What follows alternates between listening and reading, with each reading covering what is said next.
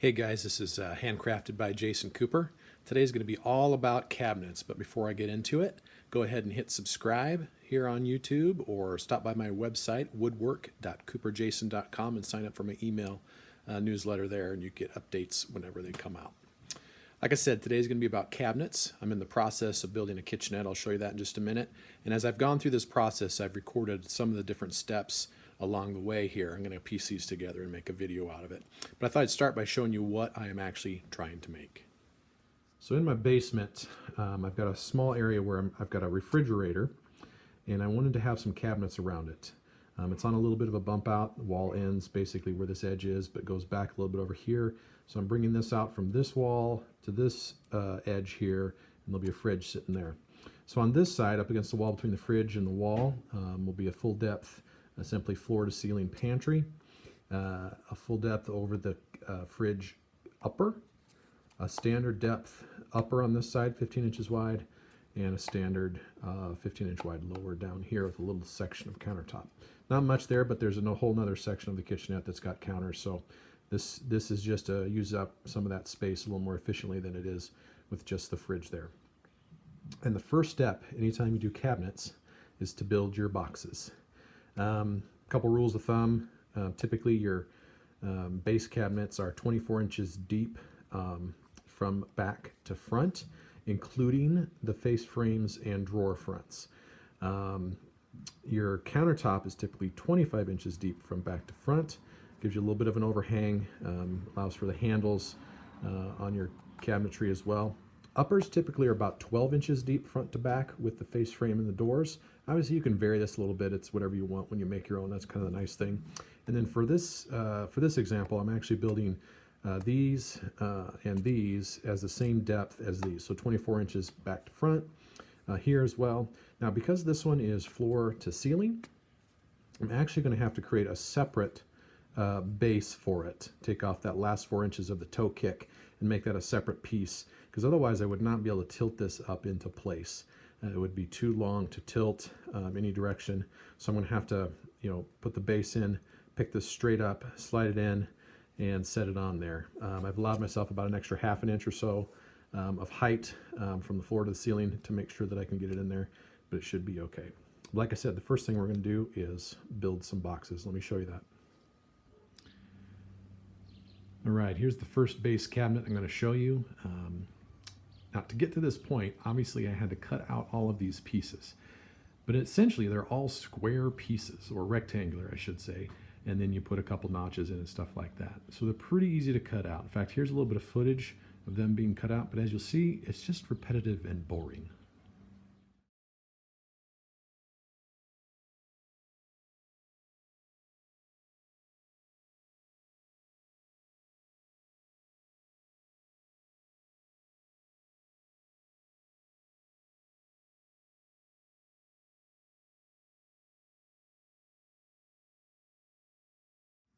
Okay, so once you've got your pieces cut out, standard base cabinet, I mentioned this, is 24 inches back to front, allowing for the face frame and the doors. In my case, I'm doing overlay doors and face frame, so that's 3/4 inch each, an inch and a half. So 24 minus an inch and a half, you end up with 22.5 inch width. Standard countertop height is 36 to the top of the counter, and so usually you got an inch and a half countertop on top. And so you cut your pieces to 34.5 inches, add the inch and a half countertop, and you're at 36. Obviously you can adjust those measurements as you want to, but if you're using standard countertops, you're going to have to stay within that 25-inch countertop depth and kind of go from there. But it's pretty simple construction. You cut out those pieces, cut a little notch for the toe kick. In my case, it's 3 inches in and 4 inches up. This is all going to have a inch and a half face frame, 1x2 face frame. So I put my bottom shelf an inch and a half up from this bottom edge so that when the face frame goes over it, it covers it and it's flush with the edge so that when you pull stuff out, it's not catching on that face frame. My sides, I always use just a 1/4 inch piece of plywood to cap them off if they're going to be exposed. That way at this stage, I don't have to worry about whether it's finished or not. So in this case, I usually make them out of pre-finished plywood, which I pick up at Menards. But it's fairly simple construction. I prefer to do dados, where my shelf pieces are actually going to come in there 3/8 inch deep, and then of course the thickness of the plywood, which is just short of 3/4 of an inch, because plywood's almost never full thickness.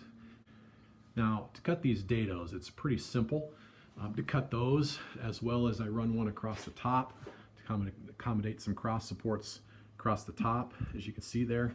And then when you look around at the back, you'll see that I also cut a rabbet along the back edge to accommodate a back piece that goes on here to help hold everything square and finishes off the piece from the inside, so you don't just have bare wall behind there. But you can see those dados obviously run all the way through, and it's pretty easy to do. In fact, here's how I set up my table saw for those dados. So right now I've got the table saw set up for doing the back rabbet, which is 3/8 inch. The blade is 3/8 of an inch high, and 1/4 of an inch from the fence, so that when I run this through, I get a nice rabbet on that back edge. And to do that, anytime you do a rabbet, you're going to be right up against the edge, so you put in a sacrificial strip of like plywood or something else you have that's nice and flat and straight, because otherwise the metal of your fence will be right up against the blade, and that won't do any good. And so you'll usually have to make a relief cut where your blade spins, and you do that by raising the blade into the material. Never put the wood right up against the blade and then turn on the blade. You'll either bind up your blade, or you potentially it might potentially kick your piece right out of there and throw it somewhere. So you just got to be careful there. But this is set up for the back, to do the rabbet along the back edge, and to do the dados along those shelves. You simply move your fence. In this case, it's 1.5 inches from this top edge to here. So you move it and you measure 1.5 inches from here to this outside edge. And then you can simply, and that's just a ballpark right there, that's probably not quite accurate. And then you simply run your piece in through this way, and you can cut those dados for those cross pieces, doing it that way. So it's a fairly simple setup on your table saw, but that's it for cutting dados and rabbets for making cabinet boxes.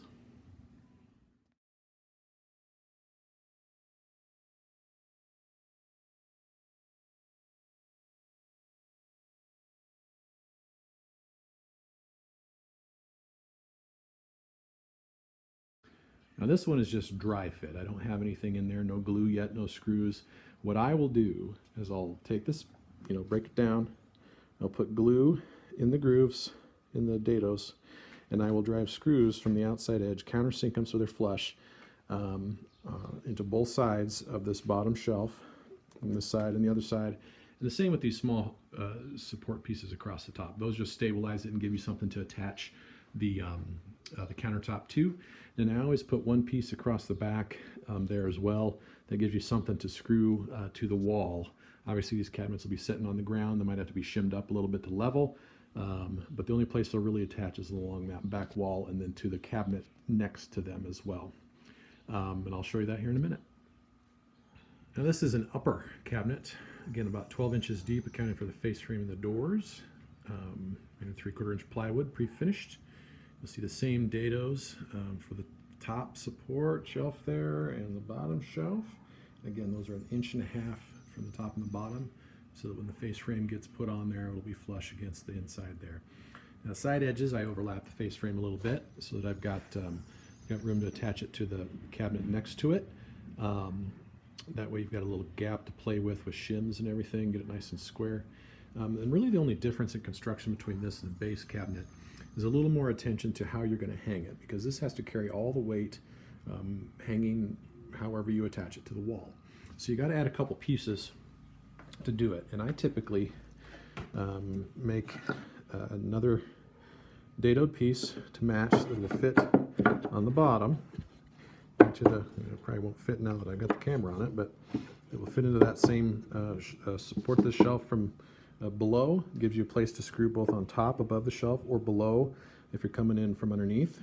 And then another piece with the same groove that will fit right there. If I can make it fit, probably not. And will support the weight of that top shelf. So by the time you do all that, you've got a couple good places to hang your upper cabinet.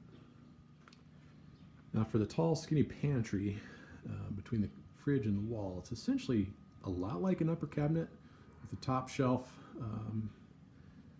bottom one there, and again I'll have a separate base piece for this so that I can get it into place that will accommodate the toe kick. In this case I'll have a center shelf as well, separated into two compartments.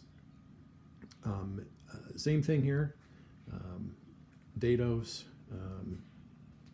for the different shelves except for the middle one. Dado at the top, dado at the bottom, and then some back support pieces just like I did on the upper. They'll give me some place to screw this to the wall. Now this one will be resting on the floor, so I don't need to worry about carrying all of that weight, so it's not quite as important as an upper. But it's a pretty simple, straightforward box as well. These all get a back on them that will help hold them square and true and give them a nice finished look.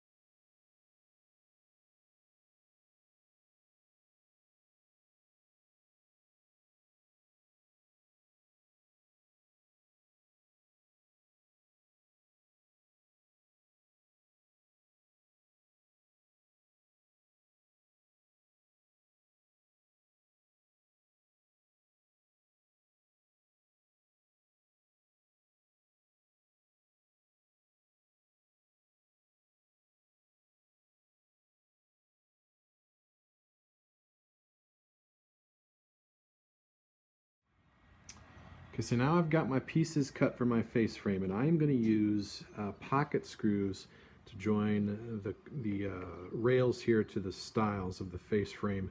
And I'll show you that here in a minute. But this is the general layout, 4.5 inch opening for a top drawer, and then the remainder, of course, for a bottom door. Put these together, and then I'll work on attaching them to the, of course, this is the lower. 15 inch lower, 15 inches wide, and this is the upper. Of course, this one will be a little more simple, just top and bottom, nothing in between, and just one big door with shelves inside. Again, I'm going to attach these with pocket screws. I oftentimes will do mortise and tenon. That's a little more work, so I'm going to give pocket screws a shot here and see how well it turns out.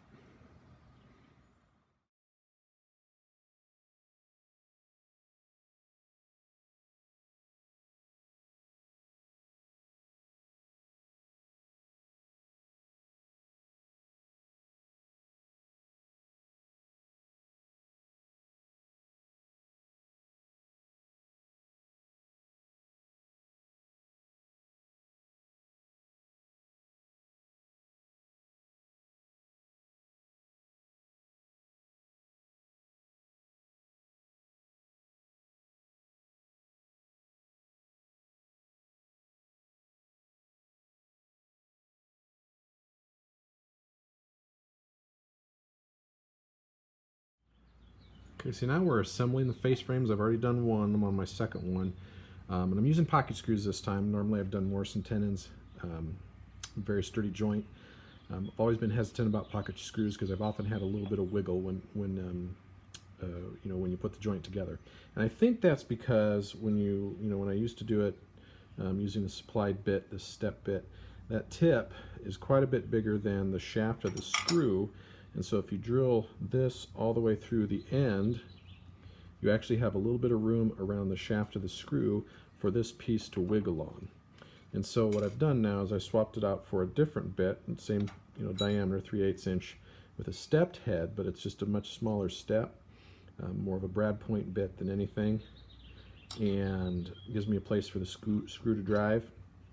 Same pocket. but it does not poke through the end. And I'm getting much better results when I do that. The other tip I have about this is that if you're going to use pocket screws, get yourself one of these clamps for drilling the pocket screws, but also for when you're lining them up here, because it's very easy for this stuff to move just a little bit and not be sitting flat against a nice flat surface, which is why I use the table saw top.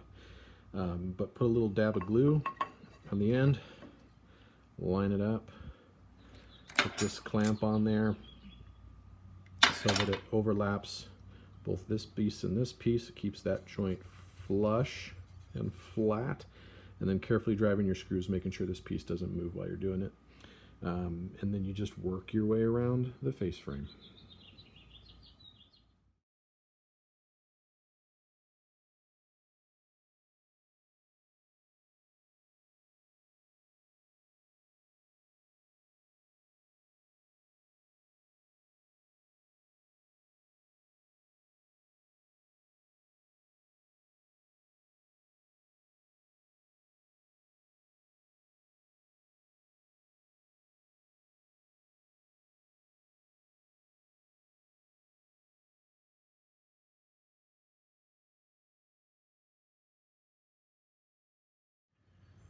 Okay, so I've got the face frames for at least two of my cabinets ready, the 15-inch lower here and the 15-inch upper.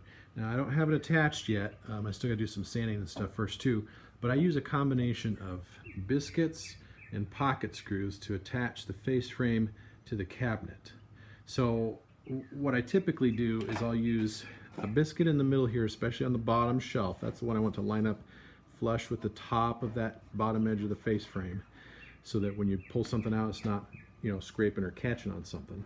So I'll use a biscuit here in the middle, mark it on the bottom side, cut the biscuit, and then the same on the top. Usually I can do the same thing here in the middle, not quite as urgent because I could just use pocket screws from the top side. Then I use pocket screws from the outside edge to attach the face frame, because this outside edge is going to be covered eventually.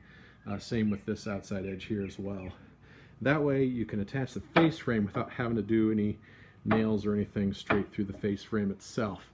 And when it's all said and done, you'll hardly be able to tell how it's attached. Same thing for the upper, the lower here. I'll make sure I do a biscuit here right in the middle. I'll line these two flush, and it'll keep it from moving later on, and then use some pocket screws around the perimeter to hold the rest of the face frame on. So that's the next step.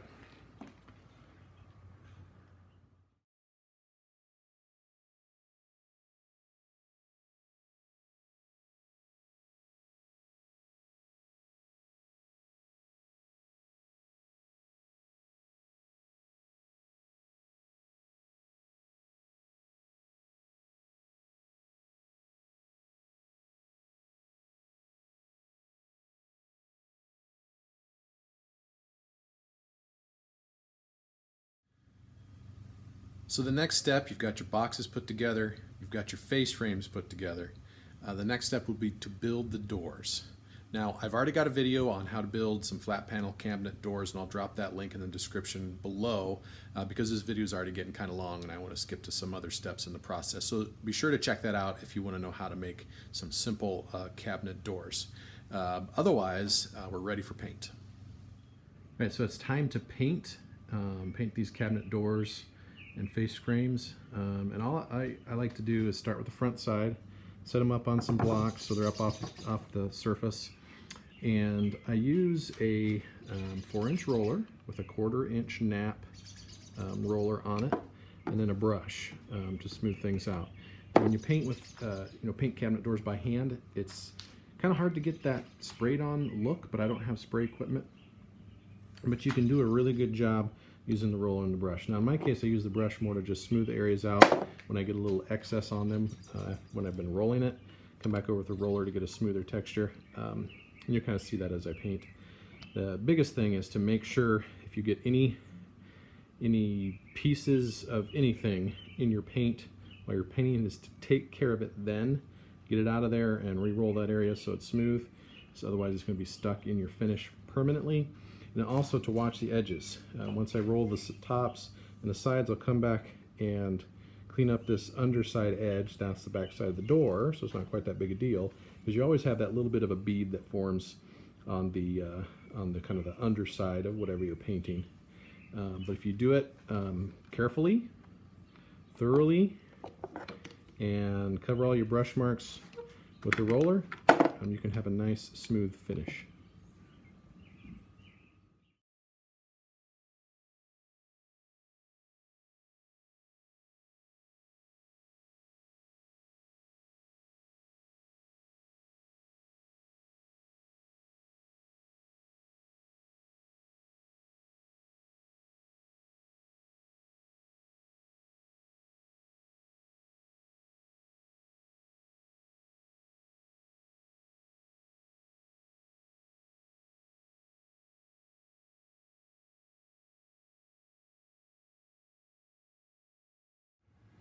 So I want to show you the results of hand painting. This is on the first section of the kitchenette that I did a few months back. But you can see here on these doors, I've got my semi-gloss cabinet paint. You can see a little bit of the texture from rolling, but you can still see some of the wood grain through. You don't see any brush marks. It's nice and smooth, no slops or drips or any of that kind of stuff. And it's a little hard to depict here in the video, but turned out very well. You can get great results hand painting without spray equipment. You just got to really be patient and work it and take your time and be meticulous about it, and they'll turn out great. All right, so I've got the face frames painted and I'm starting to put them on. You can see my configuration here just laying on the floor. Fridge is going to go here in the middle up against the wall. The ones on the right here aren't attached yet, they're just sitting there, but obviously I started on this one and attached it. And I said, as I mentioned, once I got these painted, I have a combination of pocket screws, and then there is a biscuit right in the middle here, lining up that bottom edge. Screw everything down, clamp it off where it needs to be clamped, and that'll hold on there. So moving on to the next one, just wanted to see this before I do it.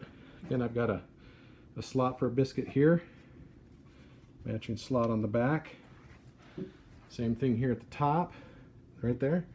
And on this back, right there.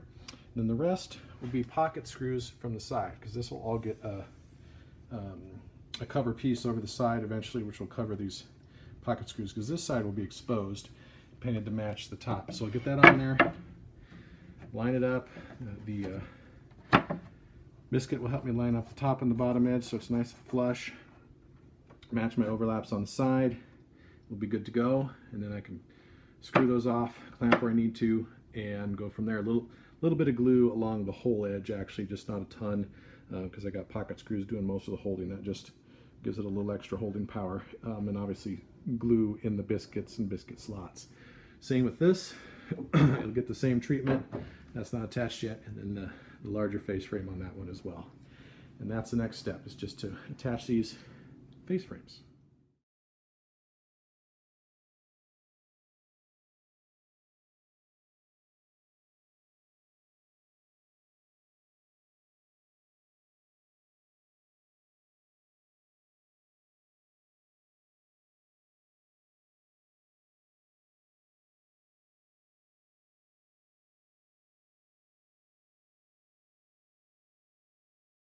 All right, so here is the finished kitchenette, not complete. I've got a little bit of section of countertop that's obviously missing there, and 2 more doors to attach.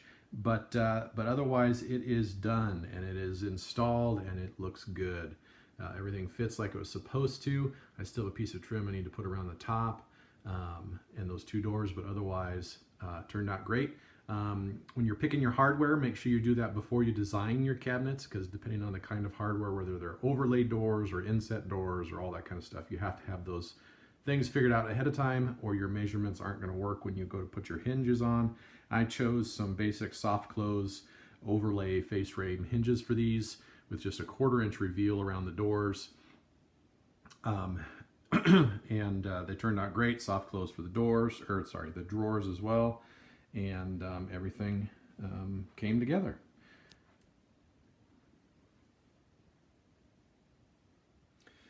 Well, that wraps up this project. Like I said, I got a couple things to finish up, but otherwise we're going to call it done. Hope you enjoyed this video. It's a little bit longer than some, a quick overview of the process start to finish when you're designing and building cabinets, and I know you can do it on your own. Be sure to subscribe to the YouTube channel, like this video, drop some comments if you have some questions, and visit me at my website, woodwork.cooperjason.com. Thanks for watching.